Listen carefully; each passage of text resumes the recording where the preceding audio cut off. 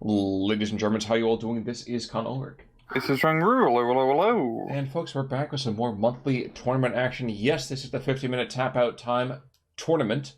Today on Tannenberg, so a lot of T's there. But Ryan, who do we have? I don't see a whole lot of T's in these names. On the left-hand side in the blue, we have HerrRobert playing 20th Panzer with a Vanguard income. And right-hand side in red, we have Stardekk playing as 84th Guards Infantry with a Maverick income. And he's going to be getting some eyes on early on without T2 flying over the line. Yeah, TU2, 84th, 20th. There's a lot of numbers being thrown around here. But I think one of the things I'm looking forward to the most is, perversely, that Vanguard income. I don't know why. I feel like we see Maverick a good chunk. We see, heck, even some battle stuff. But Vanguard, especially when we have a 50-minute time, like what should we be expecting here, sir? Yeah, it's honestly a pretty risky move against Maverick, because usually that B phase income becomes a bit more useful, and especially at the time it comes in, you get a bit more of a better control on the front line.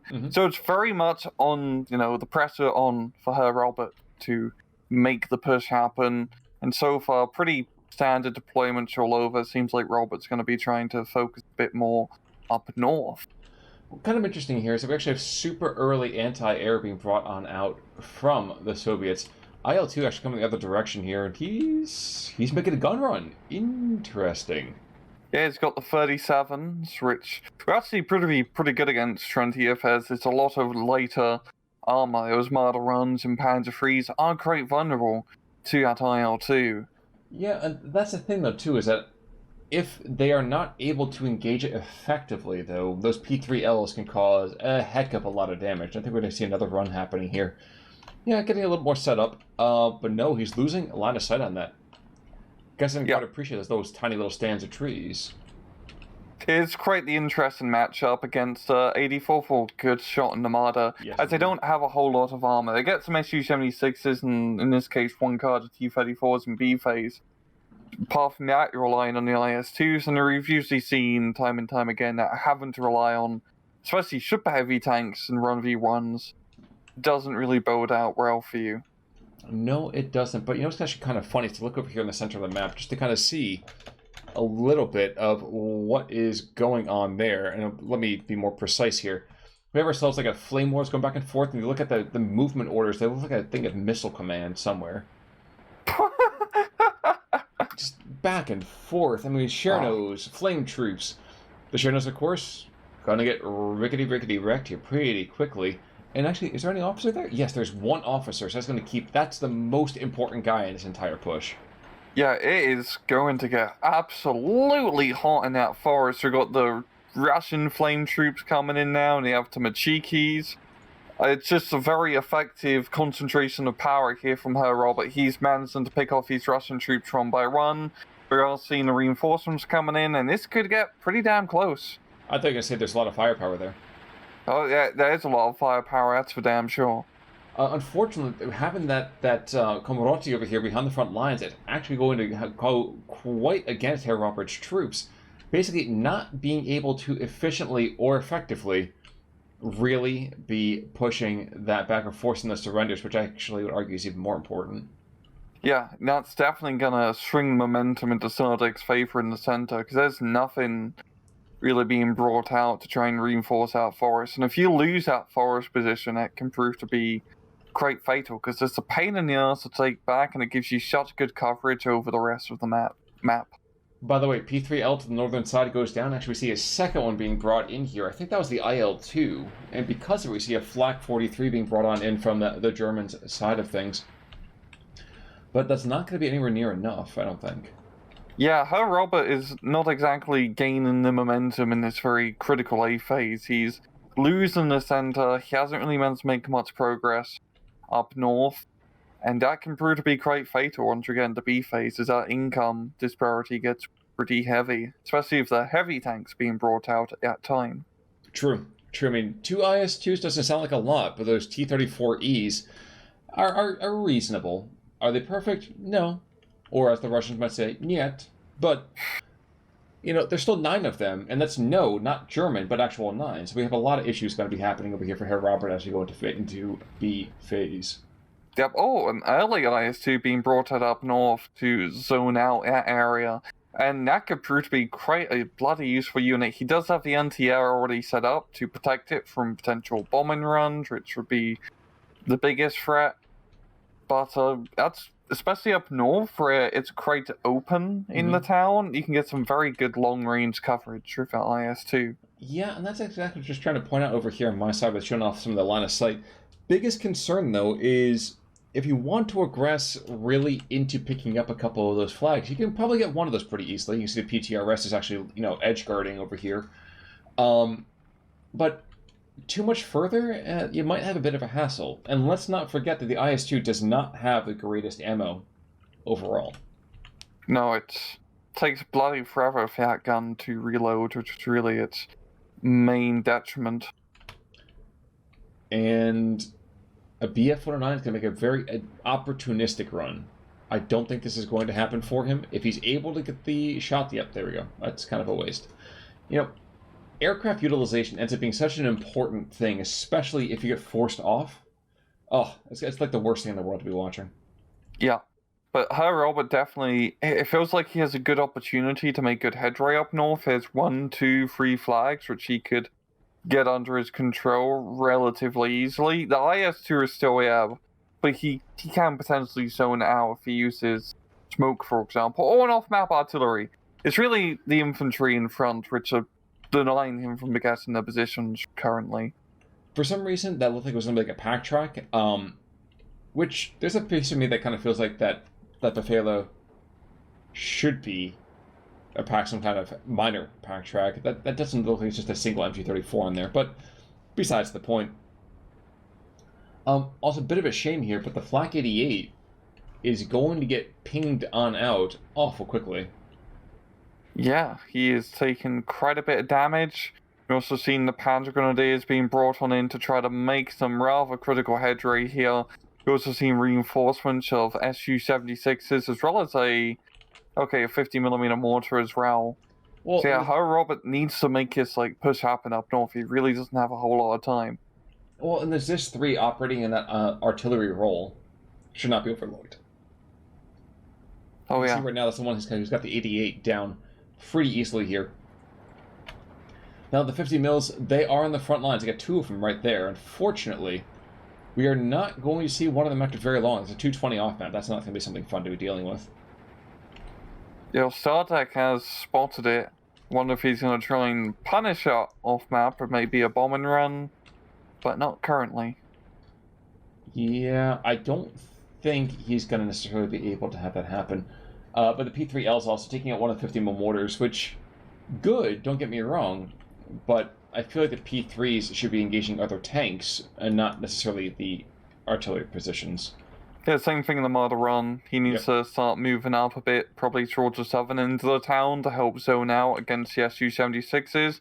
He has the off-map artillery strike, the half-track going in for the classic rush tactic. And will he get the surrenders? Yep. Yes, he does. Very good, at some very critical positions that he's managed to clear out. Really even get the anti-air out would be very clutch if he could do that. He should. There we go. Yeah, so that's very good, because now he can start bringing up his BF-109 to start pounding away. The Su-76s are slowly getting picked off, and as we enter the twilight of A phase, HerrRobert is making some good bloody ground. That's true. That's true. Now, the half-track's probably going to go down pretty quickly here. Especially as the ultimate cheekies drop out and start throwing off their little softball anti-tank grenades. But he has caused a weakness, and we have analyzed their attack pattern, and there is a danger. Is it a great one? No. I wouldn't say the Soviets should necessarily evacuate in the moment of triumph. But I will say that the lines up here look awful porous after a while. HerrRobert hasn't really committed his forces to his troop. He still has a few Panzer Grenadiers and other infantry sitting back when, after off-map struck, he needed to just kind of full send everything to try to get positions into that town. But as we see, Stardekk has managed to reinforce a bit with a few infantry squads, which is once again going to slow down any further advances. Yes, but now we have the BFs coming right back in. Those There we guys go. are best friends, 109 times over. One of those has the potential to take out the Su-76. Yep, there we go. And the machine gun goes down as well. And this is where things are going to get very, very dicey for the Soviets, especially now. As the Flak 88 doesn't have to worry about any kind of artillery. We got that 37 mil. It's going to add a lot of pom-poms over there. This could be a high tide over here for the Germans. You could say we've gone away from the Twilight into more of a Breath of the Wild kind of idea. I didn't know we were playing on the Switch. Oh no, there's definitely a switch happening here. We aren't switching it to B phase though too, so this could be a very, very hard time to push. It's going to be a very, very interesting opportunity. Yeah, he still has a bit of momentum left over from the A phase income. Of course, it takes a couple minutes really for the income disparity to really flips over into Stardekk's favor. You're seeing a second off-map strike as well as a horde of ersatz troop, and he won't be left in reserve this time, but going straight for the front. True, and Brother Stalin is actually over here on the map as well. So the Germans not willing to let the IS-2, hold high court here. More than happy to be engaging a lot of this material. And then just taking a quick look at the rest of the map, the southern side is Well, check out that center. eerily quiet, and center is Well, a center's bit of a push. Because these heat grenades, the PG-43s, RPG-43s, half-tracks are not going to be able to get enough suppression on that. Not by anywhere near enough to stop them from actually coming in and just, nuking them. Ideally, just getting that PTRS brought up to pick them off.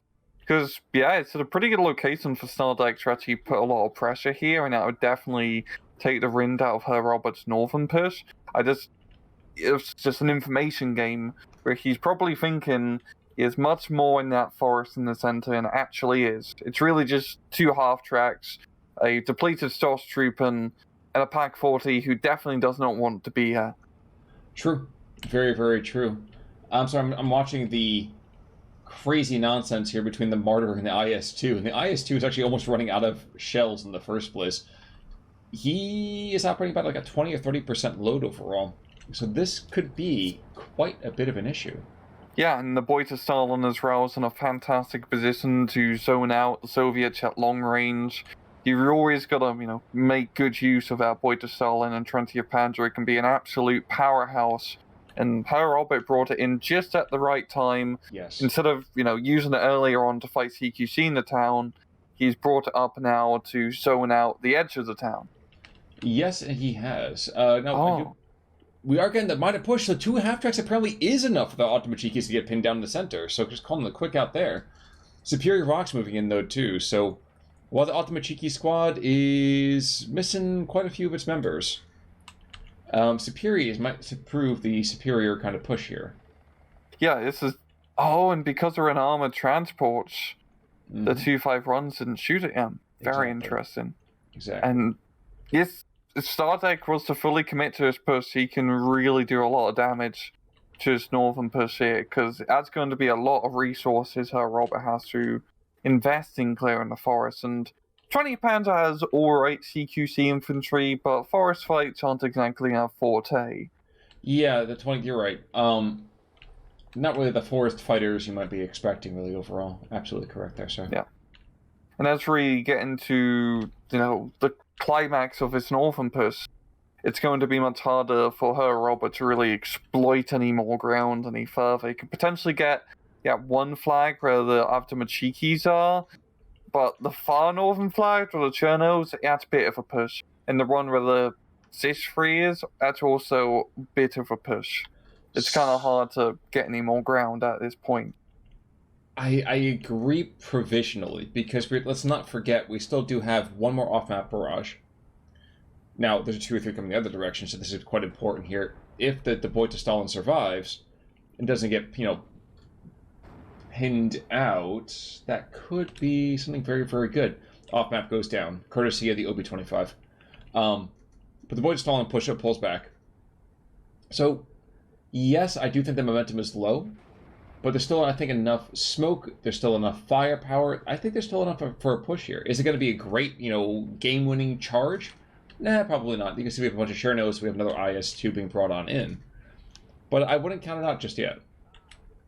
Yeah, it's just going to be about whether he can, kill those 2 IS-2s and then commit further. He still has a lot of resources in that town, but he's playing much more defensively still. And looking down south, it's just, in the center, it's pretty much completely collapsed here. Stardekk is very easily gaining control of this entire forest complex. But here's the interesting thing, too, about the forest, especially on Tannenberg. These forests don't matter the same way, in my mind. Yes, you're able to control some territory right around it. You might be able to pick up this flag to the west, northwest of that Flak 88. But you don't have the same ability on this map to have some like crazy cavalry charge out of the forest into the northern side of the southern side. This isn't the the Pratzen Heights here. It's important. Yes, IS-2 goes down courtesy of the 88. It's important. Don't get me wrong. Oh, good kill. But this isn't the game-winning push anymore. There's not a plurality of flags other than what's going on. He's captured the middle, but he can't exploit anything further. So I don't think he really needs to exploit too much further in the middle. Fair. It's mainly just keeping the 13-11 for the income tick to... Well, I'd say tick into his favor, but actually I forgot Vanguard C-phase is slightly better. So actually this could be... If HerrRobert can just survive his... Well, I say survive his B-phase, but he's still ticking pretty badly. Well, and it's dicey. Little Katya's going to start to speak. In fact, Katya, the twin sisters Katya, are on the northern side, and they're going to be going after that 37 mil, which, given the concentration of troops, that could be very, very bad. Yeah. And we've seen, it's always like 50-50 whether you use the Katyusha or rocket artillery in general as an anti-air platform. There's been replays where they've been absolute king, and other replays where it's like, what the hell are you doing, buddy? Your front line's collapsing, the anti-aircraft gun in the rear is not going to be that much of an issue.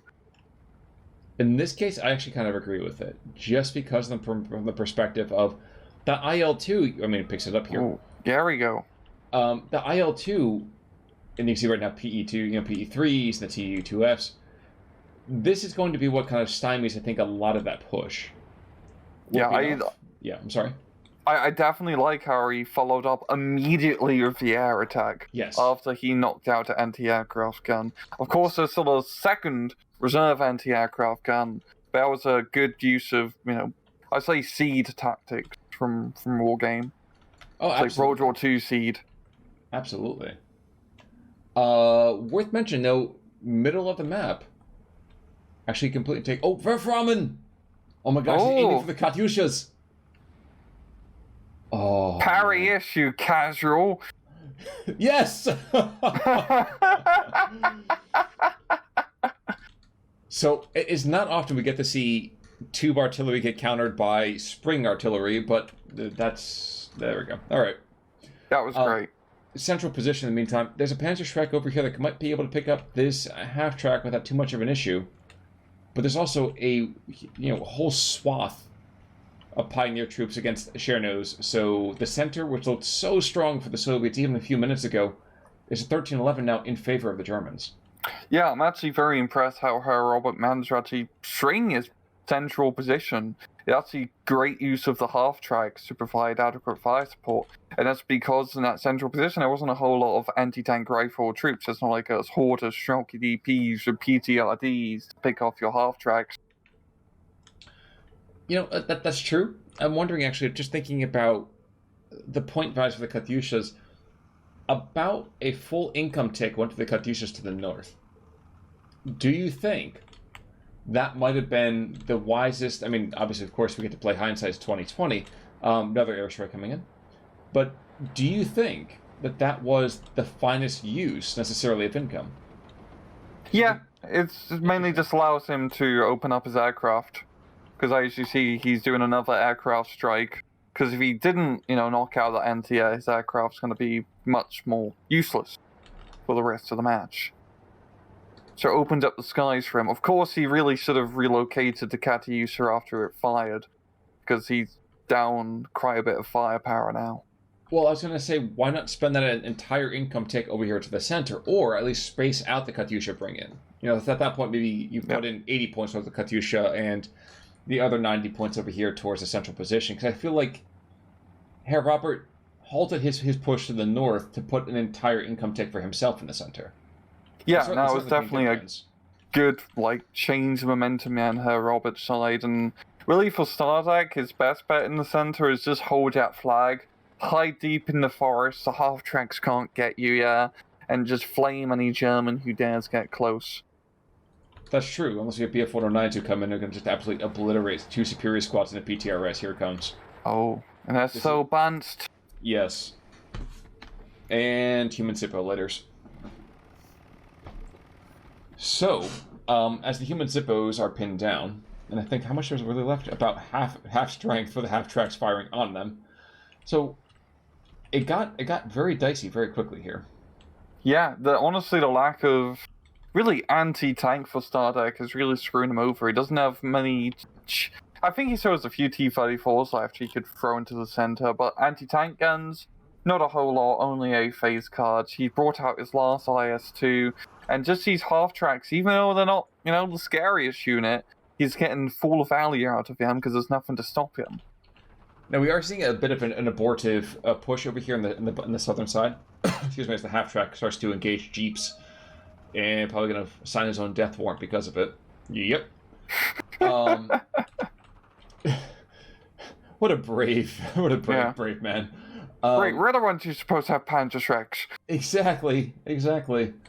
But the southern side, actually, I appreciate the fact that we are seeing a tiny push, because I feel like there's 3 flags here that, for a modicum of effort from the Germans, can be picked up pretty easily. Yeah, he's slowly making good momentum. Does lose an 88, but there's only 1 IS-2 left, so it's not...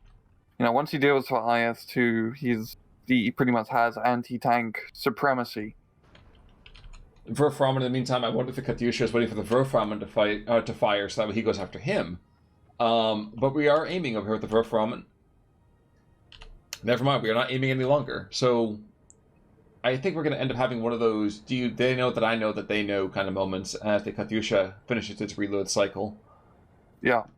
IS-2 taking a big boy hit to the front, but takes it like an absolute champ. Yeah, other Pak-43 is getting into position. If he knocks out IS-2, his whole northern position is pretty much buggered. Oh, man. Oh, come on, the gloriousness is right there. Well, the Verframen is going, that's for darn sure. And the P3L, jeez, again.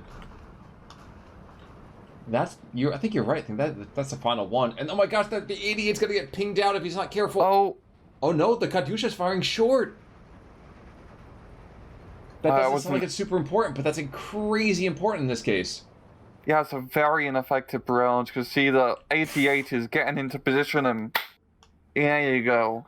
IS-2, more like ISU. Well, except that... I don't know what it even means, actually. I'm not entirely sure either. I was trying to figure that out. I was like, wait, IOU? But the Stardekk... It sounded much cooler in my head. But then I realized an ISU is also an actual tank. Yes, it is. Self-propelled gun. Yes, it is. I didn't call it a ZSU. At that point, I'd be like, okay, I'm not sure where we're going at this point. But... Anyway, GG. Indeed. Stardekk sees the writing on the wall, says, hey, that's not in Cyrillic, and decides to kind of tap out, which I think is probably a pretty good call at this point. Kills... about what we expect here. And I think a lot of it comes down to losing those IS-2s, losing those kind of earlier, all the ISUs. Yeah, you got and me doing losses. I know. Losses, planes doing decent, Panzer 3 doing decent. Yeah, some decent pickoffs all over, but that's the problem with 84th is, well, especially in that case, not a whole lot of anti-tank, and that's a rather open map. Or 20 Panzer may not have the panzerest of panzers, but the panzers can panzer enough to push the point. I'm just admiring how many times you said panzers. I was just thinking to myself, if I had a student right now, I'd be like, panzers to the 4th power. And I was like, what would that look like, a panzer? Aquatic panzer. But I'll leave such philosophy for another day. For now, I've got to agree with you. I mean, I kind of feel like bringing in the twin sisters Katyusha ended up being the beginning of the end, which is a very, very strange thing for me to kind of say.